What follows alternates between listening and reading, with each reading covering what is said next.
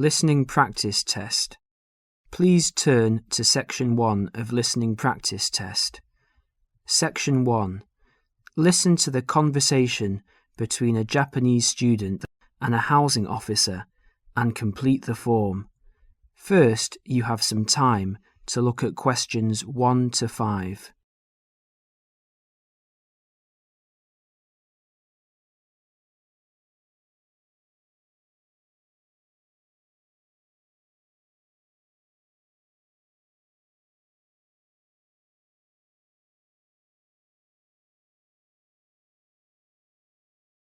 You will see that there is an example which has been done for you. The conversation relating to this will be played first. Yes, what can I do for you? My friend is in a homestay and she really enjoys it, so I'd like to join a family as well. Okay, let me get some details. What's your name? My name is Keiko Yoichini. Could you spell your family name for me, please? Yes, it's Yoichini. That's Yuichini.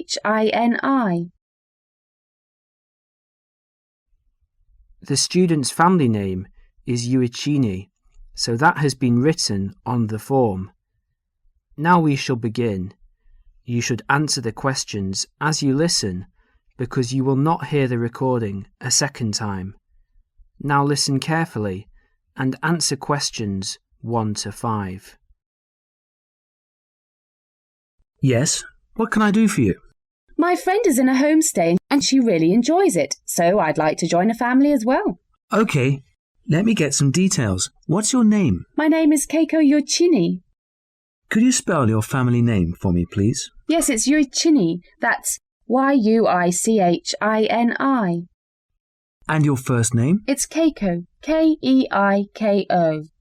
That's Keiko Yuichini. Okay. And you're female. And your nationality? I'm Japanese. Right. And could I see your passport, please? Here it is. Okay, your passport number is JO6337. And you are how old?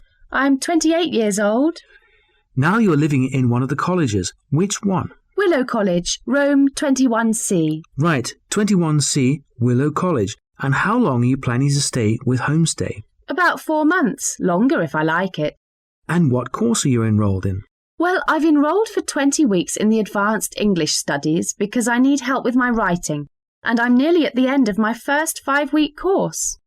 Right, so you've completed 5 weeks and you have enrolled for another 15 weeks.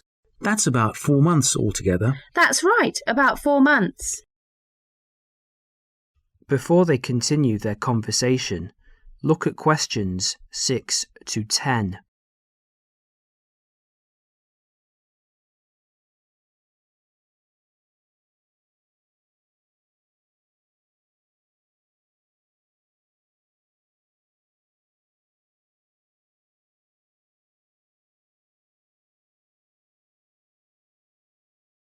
As you listen to the rest of the conversation, complete the form by filling in the numbered spaces 6 to 10.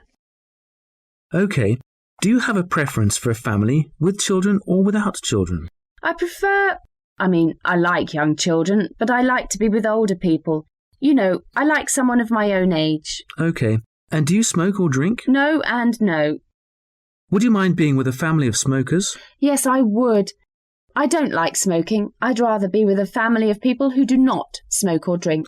Okay, and what about pets? Oh, I love animals. I'm a veterinarian, so that's fine. The more the better. All right. Now what about you? Are you a vegetarian or do you have any special food requirements? No, I'm not a vegetarian, but I don't eat a lot of meat. I really like seafood. And what about your hobbies? I like reading and going to the movies. Do you play any sports? Yes, I joined the handball team, but I didn't like that, so I stopped playing. You know, I played tennis on the weekend with my friends. All right, let's see. Name, age, transport. Are you familiar with the public transport system? No, I'm not really, because I've been living on campus. I've been to the city a few times on the bus, but they're always late. What about the trains? I like catching trains. They're much faster. Well, let's go and check on the computer to see what I've got. Listen, would it be okay to leave this with me? Could you come back after class this afternoon? Yes, of course. I'll check my records and I will give you details this afternoon. Thank you for your help. It's a pleasure. I'll see you this afternoon. Bye. Bye. That is the end of section 1. You now have half a minute to check your answers.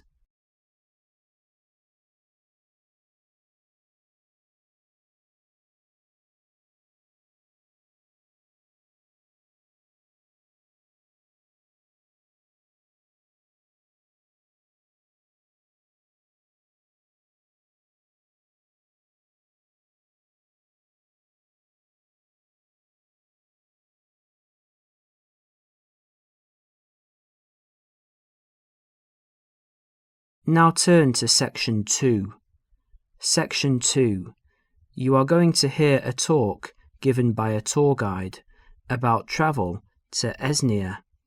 First look at questions 11 to 14.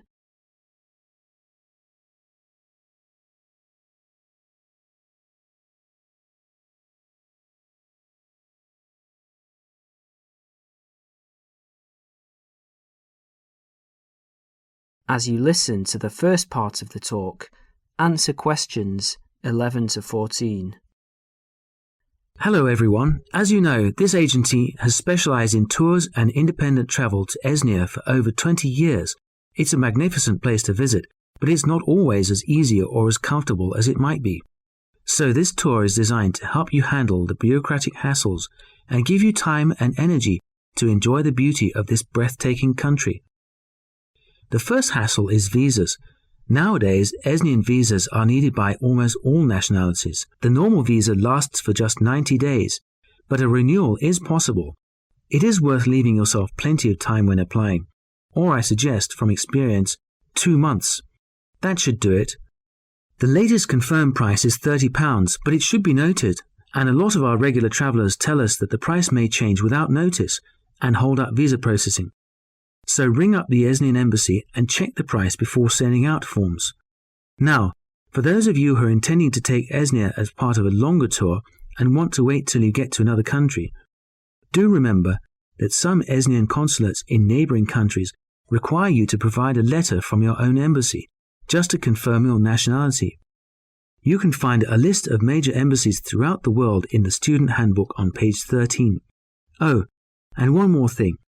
Check whether you need a multiple entry visa if you're leaving and re-entering Esnia on your tour. Before the talk continues, you will have a chance to look at questions 15 to 20.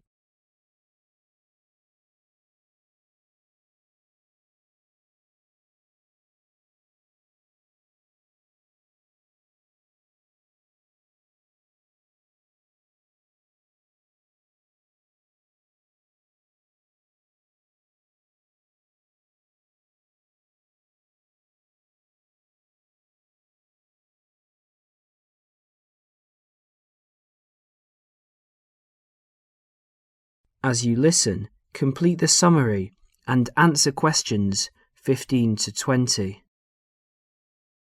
Now, some miscellaneous general advice. Firstly, if you're rich enough to bring in over $1,000 in cash or traveller's checks to Esnia, you need to fill in the currency form. Don't forget this. You could get into trouble if you do. You must declare all of your items and more expensive items, such as video cameras, on a tourist export form, which you can arrange to carry in advance.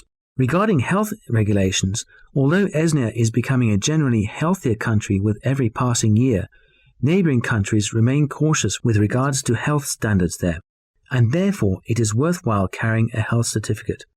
The one you need is the BM276.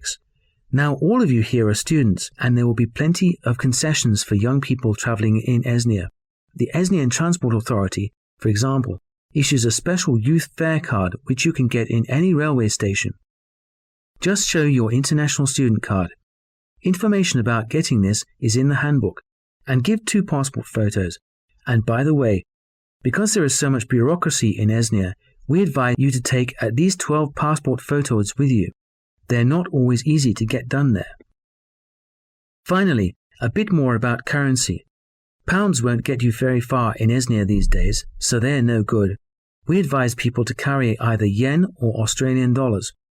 US dollars are starting to cause difficulties because of political disputes. Another surprise is that credit cards are virtually useless because of fraud scandals. Do carry traveller's checks, but we advise medium denominations. Large denominations increase the likelihood of theft, and small ones increase commission charges.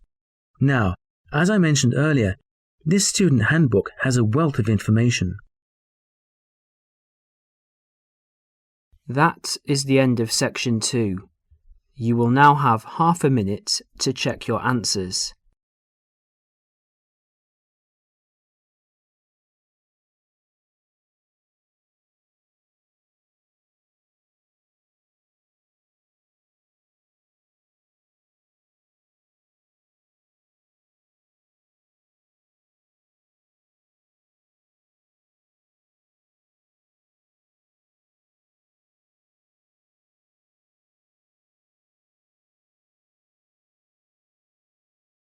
Now turn to section 3.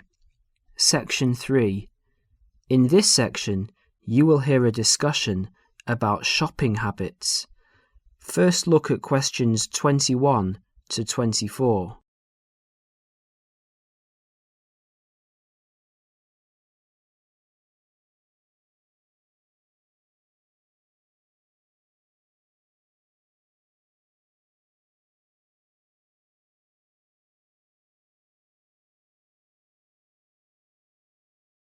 As you listen to the first part of the discussion, answer questions 21 to 24. Excuse me.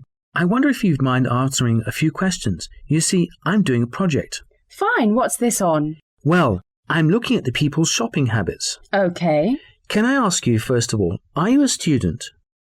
Well, I was a student here last year, but since then I've left, and I'm working in a bank now as a cashier. I just came to see a friend. Oh, that's okay. So how often do you go shopping? Oh, I buy a lot of books. Should I exclude books? Oh, if you leave books aside, what about shopping for all of your personal items, study things, and that sort of thing?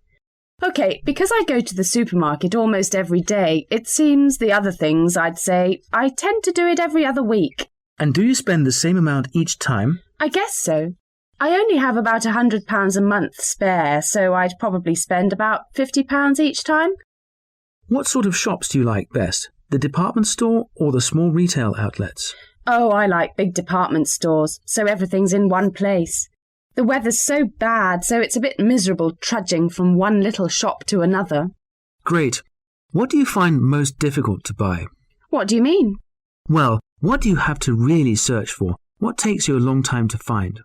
Oh, jeans, definitely. You can get hold of a sweater or a CD in a moment, but with jeans I can spend all afternoon and still not find a pair that fits. OK, one last question. Who do you usually shop with? Now, I usually go shopping on my own, but if I want to make it more of a social occasion with friends to have a coffee and things, I often go with colleagues from work, in our lunch hour. Well, thank you very much. You've been very helpful. No problem. Before the next part begins, you will have a chance to look at questions 25 to 30.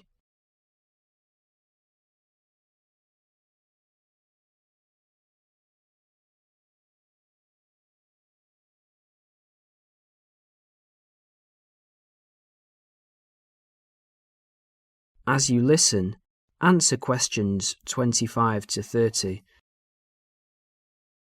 Hello, Dale. How did you get on with your shopping inquiries? Well, I got 50 people to answer questions and the results were quite interesting. OK, let's have a look. Well, those were handouts and here you can see that the majority of people I interviewed said they went shopping once a week. Most often, that was the weekend. Right. For those people who spend enormous amounts of money, if you see this chart, you can see that half the people spend £45 a month, and while 15% of people spend more than that, an average of £75, the rest spend relatively small amounts. Even the regular shoppers spend no more than £20 a month. Window shoppers? Yes, I asked them what kinds of shops they prefer, and the response was unanimous. Everyone went for department stores. I think that's what young people today want. That's understandable, and that's a useful statistic, I think. I also talked to them about the things they found most difficult to buy. I thought the answer was going to be something like books or study materials, but it's always clothes. They have problems with things related to hobbies. As far as sportswear is concerned, they complain about the lack of shops that sell it. Not many had trouble buying sweaters and things like that, but shoes and trousers were really problematic. Was that, again, because there just isn't enough variety? Yes, they say everywhere they just come across the same styles, so they just give up after a while. I know what they mean. Lastly, I asked them whom they want to shop with. That is the end of section 3. You will now have half a minute to check your answers.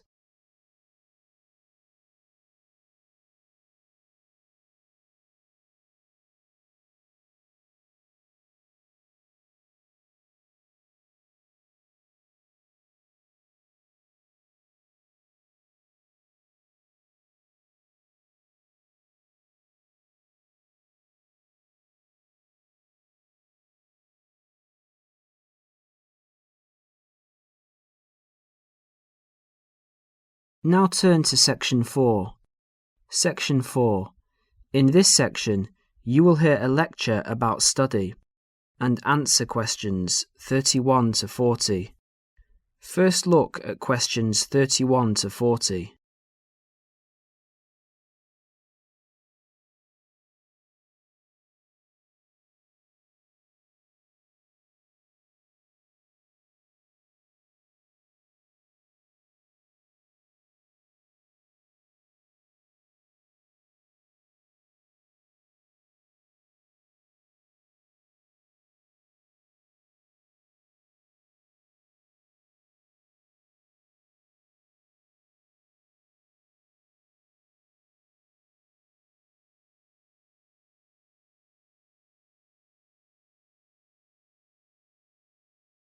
As you listen to the lecture, answer questions 31 to 40. Can anybody hear me? Is this microphone working? Good. Now, welcome everybody to the second of these lectures on successful study at college. Yesterday we looked at housekeeping issues, where to find information, how to use the library computer system, and so on. Today we're going to cover an issue that will be vitally important to you all throughout your time here at college, and that is time management. Hundreds of books have been written about time management, and those of you who are interested in doing some extra reading on the subject are very welcome to see me after the lecture, as I have a book list here and some other useful materials. Now, time management. In the past, this used to mean making a list to plan for every hour of the week and then try to stick to this plan. These days, however, the whole idea of managing time has changed. In fact, if you think about it, you'll find that it's impossible to manage time. It just goes. So what you really need to manage is yourself. To manage yourself effectively, you need to have a clear idea both of what you want to achieve and how to achieve it. In other words, you need to set goals, and you need to move towards achieving these goals in an efficient and systematic way. Most coursework at the college is set by mid-semester, and at the end of the semester usually involves 2 written assignments of between 1,500 and 3,000 words in length. If you look around you at college, you will see that during the first weeks of the term, everyone looks cheerful and focused, followed by a change around week 6, assignment time, when people start to look a bit stressed.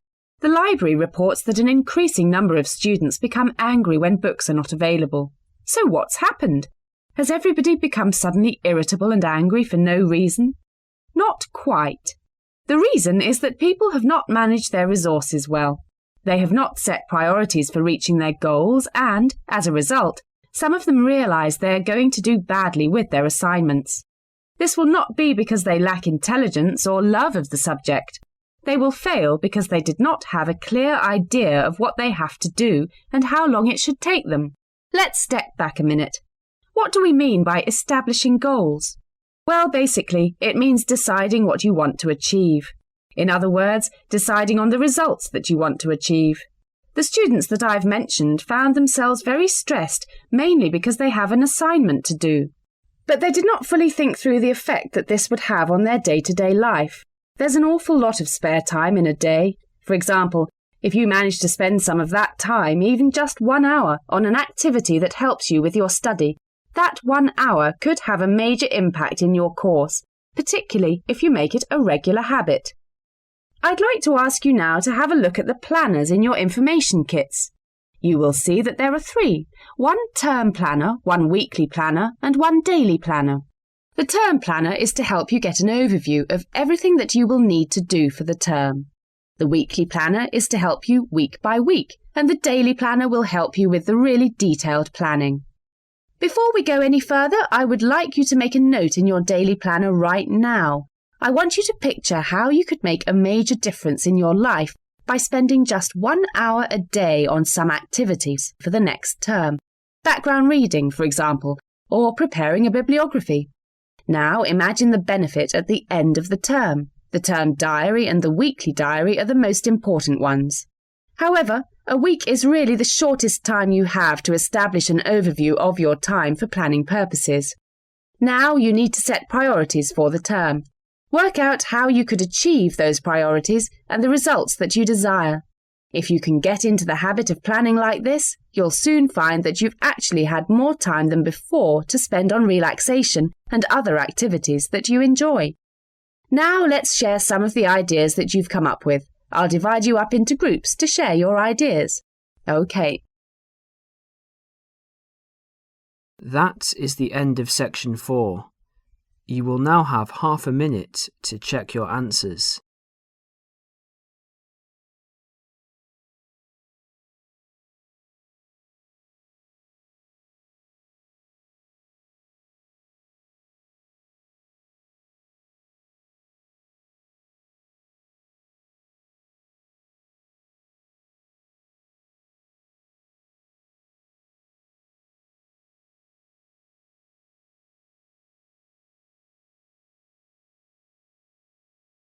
Now you have 10 minutes to transfer your answers to the answer sheet.